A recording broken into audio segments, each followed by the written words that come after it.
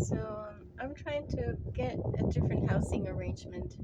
I've been very upfront about arresting the males who claim ownership to this property, the Ruiz brothers.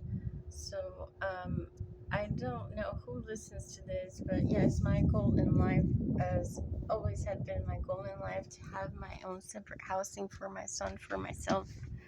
I've been tolerating all these years living like this. The neighborhood gets quiet, and so I'm able to get sufficient rest and prepare my food enough, and then think about what I gotta do to accomplish that goal and be separated from them completely, because the way that I tried to get separate housing is being a non-mind reader. They tell me that I must apply with organizations, the people that I talk with, um, because I can't relate to anybody except through words. They say, well, they are, welfare agencies that will talk with you about what you could do for a living.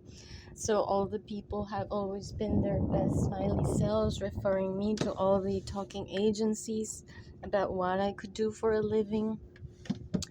So much that they say, well, we no longer want to be an agency that guides you in life, to send someone that utilizes our name, our insignia, to try to talk with you, to give you legal guidance, with nice words about how you should live your life.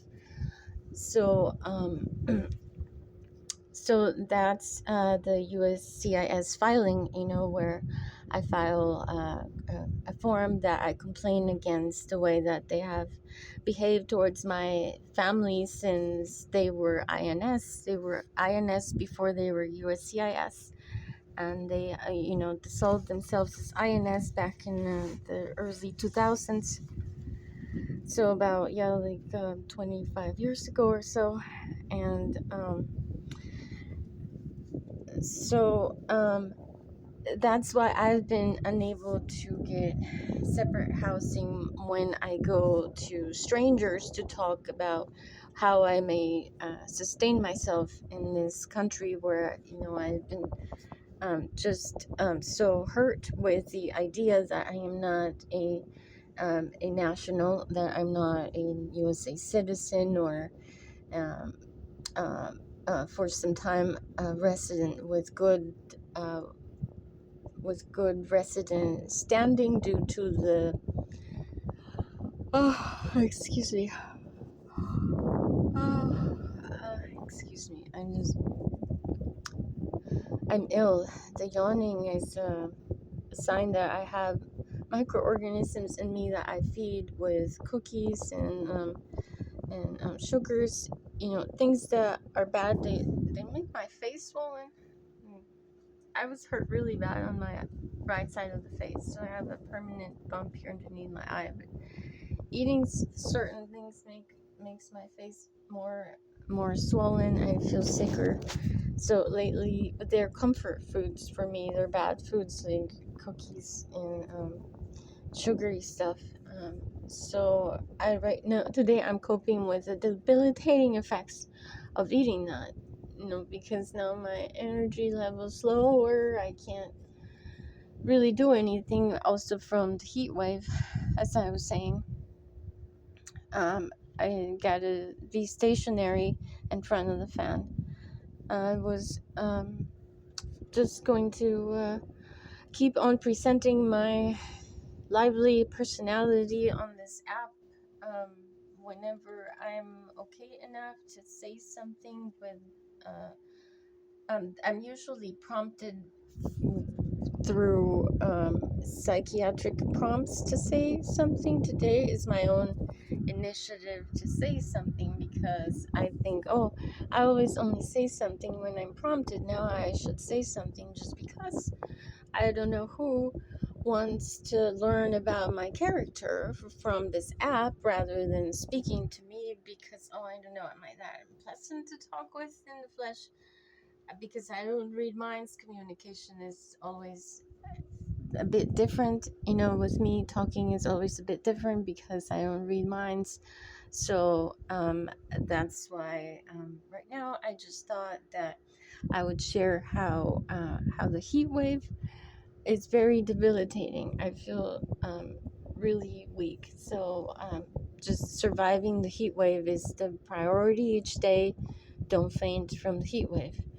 So it's a good job staying alive and showing how I'm coping and asking about different living arrangements. I don't know who this is applicable to, because the place that I know that I could go and talk with someone about altering my living arrangements, my employment situation, is a community center in this community rather than a community farther away. I didn't go this past week because of the heat wave. As I've been explaining, it makes it almost impossible to go anywhere. I'm just stuck surviving the heat wave. I don't have a vehicle myself to drive me there, so the hours of operation are during heat wave um, times. Building, I think, close to 4 or 5. If the building were open every day, I really don't know their hours. And that's a building that I'm guessing is a community building. Somehow it's not listed on the internet whenever I have been connected with 211 or other homeless consortium for the homeless, consortium of homelessness, or help for destitute people. The building within this city that I've lived in since I was 13 years old. I think moved in when I was 13. I'm now 43, so 30 years. I don't know. I'm starting to feel entitled to somebody becoming an agency within my own city to give me some counsel, because the other legal entities such as USCIS, they're evasive. They appointment. They don't even give me an appointment actually for the LA facility, because I tell them, well, this is what's happening. They say, sorry, we don't have an appointment for that. We only have an appointment for like very specific things. They don't want to they don't want to face me. They don't want to talk with me. They don't want to file. So I don't know. A lawsuit seems like the only way that, like, but what do I want from them? Why am I trying to reach into USCIS? Because what a world that I learned to live in is a world that has credential requirements for entering a facility, for instance, or like for being employed with them. All the people that other people besides like some church people that refer me to specific employments, they want to like do importing and database of all our identifying numbers, to see that someone is okay or not to be employable.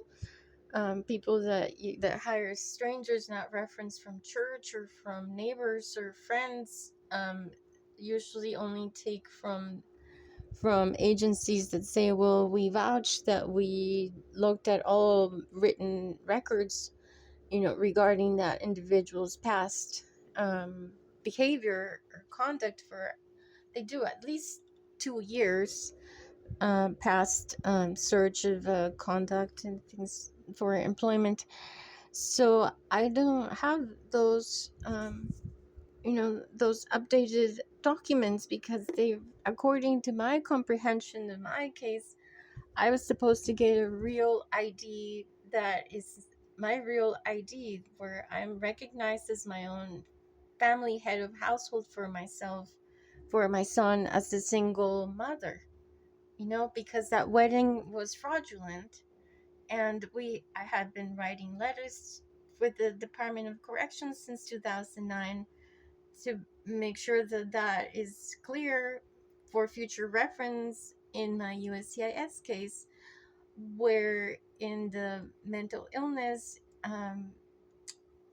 was interfering with the he had an agreement with himself that he didn't tell me, to only be married 2 years, and I thought we were going to be married forever. So the Violence Against Women Act, uh, instead of um, I let them they're USCIS.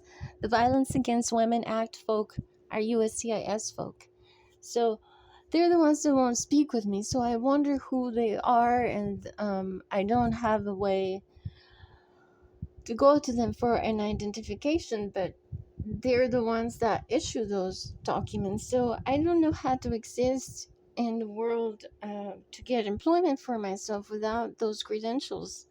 And I didn't go to my trial about the mental illness in 2012 because I don't know, the Violence Against Women Act, somehow that was involved or has been involved, and somehow they could only be criminal with acting violence against women up until 2025 or 2022 if I prove myself to be of worthy character, which already happened in July of 2022. There's, okay, well, we scrutinized her enough. She's not this, drug prostitute human being that should not be in this country.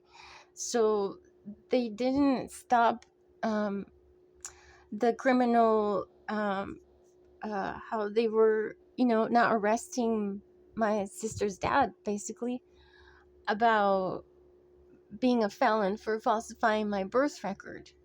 I thought that was supposed to happen when we called immigration onto our family in 2009 when my son's dad married me. They were supposed to have arrested them for falsifying my birth record. They were supposed to have given me a real ID, and our son may be taken to foster care or something like that if his dad was found to be a bad character himself. Like, all those good things should have happened for my family. Instead, I have been tolerating that the way to negotiate living arrangements, employment arrangements, is like this, where I am, to the best of my ability, asking politely, nicely, please, thank you about everything, thanking for information, saying sorry for everything that I missed because I'm just born missing much information. Very simple things that I might have looked up years ago. I just don't think about them. I don't magically get information dawn on me from outer space. Like, I always require somebody else, like some form of higher power, to bestow upon me that, very relevant information. So, for instance, I'm making reference right now to plants that could heal me, that I've become aware of, um, um, that I might have had earlier, and that I would like to plant if there were a heat wave, or if didn't feel as if I must live in a different property in order to have a little spot on the yard for me to garden. Like, as if my mom's husband must be killed before I have an opportunity to plant anything myself on this lot. And that is incredible injustice, because he only has this law due to his misattachment to what they called anchor baby, a USA citizen, born on USA soil, baby that is not really their relative because they falsified my birth record. So I don't have that familial love for them. I never, I never did have that. I don't know what that is about family that takes some love or affection to get together to become family. And I've only felt on the opposite towards my mom's husband, towards all of his brothers in their family. So it's really, really difficult when I'm feeling okay to think about, well, what am I going to do to move away or to become employed? other than, yeah, like find a building within the city after 30 years. Somebody here should give me some legal advice about what to do, because that nearest place on the internet was Pasadena, and I ended up going until 11:45. And he said, oh, people were here since 7 a.m., 8 a.m., standing in line outside to get help, and we closed early. So it's as if any help that I find, I'm recognizing a pattern that if I find a help, I gotta get there an hour before the opening of the help, because somehow it's getting really busy with everybody else going to the help. And because I'm sick, I can't always be there really early, or I tend to go like in the middle or towards the end, and then it's too late. So I end up missing help, and so much that I thought, there should be a weight limit for the food distribution. Like if somebody is obese, morbidly obese, like, and I'm going hungry, and I get there at 12, and like, oh, too late, but like I really am hungry. And there are some things I could eat, and I couldn't eat everything, but so it seems just, I don't know. I suggest that I have, my mind all over the place suggesting things. I thought about the tiny homes when the homelessness crisis was happening in LA, when everybody showed up and just started camping in LA. I thought about the tiny homes, and then Mr. Arnold made them among other people. And I had drawn them on my notebook while I was a student at Mount San Antonio College. So I don't know